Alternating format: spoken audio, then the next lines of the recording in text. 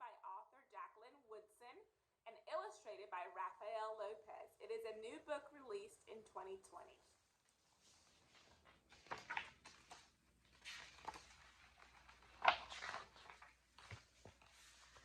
There will be times when you walk into a room and no one there is quite like you.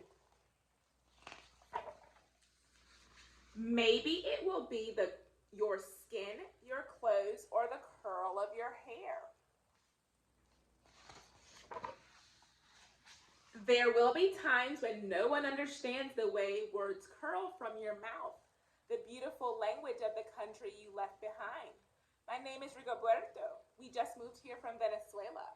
And because they don't understand, the classroom will fill with laughter until the teacher quiets everyone down. Rigoberto, from Venezuela, your teacher says so softly and beautifully that your name and homeland sounds like flowers blooming, the first bright notes of a song. There will be times when the words don't come, your own voice, once huge, now smaller. When the teacher asks, "What did you do last summer? Tell the class your story." "We went to France," says Shayla. "These shells came from a beach in Maine." A boy named Jonathan holds out a jar, filled with tiny shells so fragile. They look like they'll turn to dust in your own untraveled hands. "My whole family went to India, Spain, South Carolina." Each souvenir a small triumph of a journey, their travels going on and on. And as you stand in front of that room, you can only remember how the heat waved as it lifted off the curb, and your days spent at home caring for your little sister who made you laugh out loud and hugged you hard at nap time. You can only remember the books you kept on reading long after she had fallen to sleep. And in that room where no one else is quite like you, you'll look down at your own empty hands and wonder, what good is this when other students were flying and sailing and going somewhere? There will be times when the lunch your mother packed for you is too strange or too unfamiliar to others to love as you do.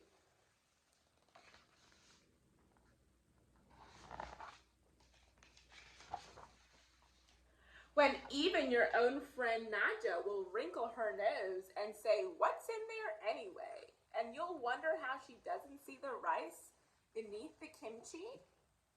You'll wonder why she doesn't remember that rice is the most popular food in the world. There will be times when the climbing bars are too high, the run is too fast and far. The game isn't one you can ever really play. "I don't want him on our team." You can watch. Maybe you can have a turn later.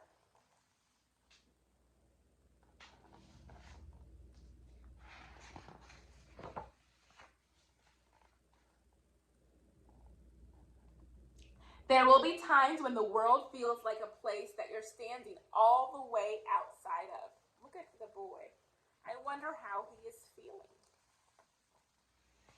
And all that stands besides you is your own brave self, steady as steel and ready, even though you don't yet know what you're ready for. There will be times when you walk into a room and no one there is quite like you until the day you begin to share your stories. My name is Angelina, and I spent my whole summer with my little sister. You tell the class, your voice stronger as it was a minute ago, reading books and telling stories, and even though we were right on your block, it was like we got to go everywhere.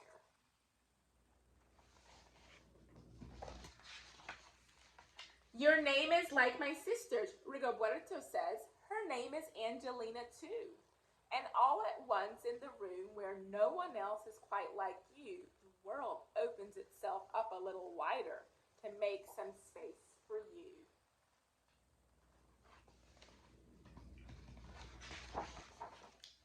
This is the day that you begin to find the places inside your laughter and your lunches your books, your travel, and your stories, where every new friend has something a little like you and something else so fabulously not quite like you at all.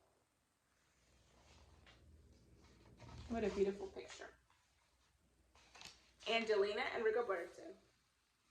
The end. What a beautiful fall picture. Can you describe what's going on here?